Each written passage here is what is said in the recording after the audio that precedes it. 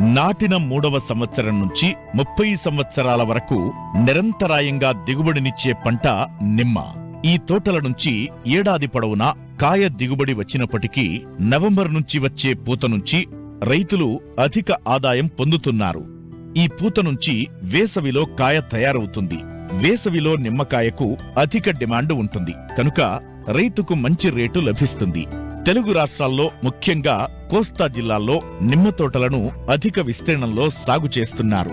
కృష్ణా, గుంటూరు, గోదావరి జిల్లాలతో పాటు నెల్లూరు, ప్రకాశం జిల్లాలోని సారవంతమైన మెట్టభూముల్లో ఈ పంట అధిక విస్తీర్ణంలో సాగవుతోంది. నిమ్మ సాగులో అనేక రకాల చీడపీడలను రైతులు సులభంగా అధిగమిస్తున్నప్పటికీ గజ్జి తెగులు బెడదతో ఏడాది పొడవునా ఇబ్బందులు ఎదుర్కొంటున్నారు. ఈ తెగులు వల్ల దిగుబడి తగ్గడమే కాకుండా పంట నాణ్యత తగ్గిపోయి మార్కెట్లో సరైన ధర పొందలేకపోతున్నారు.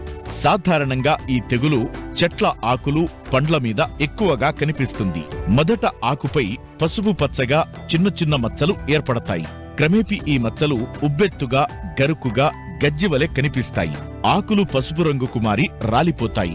కాయల మీద ఈ తెగులు లక్షణాలు గమనించినప్పుడు మచ్చలు ఉబ్బెత్తుగా ఉన్న ప్రాంతాల్లో జిగురు వంటి ద్రవం కారణం కనిపిస్తుంది.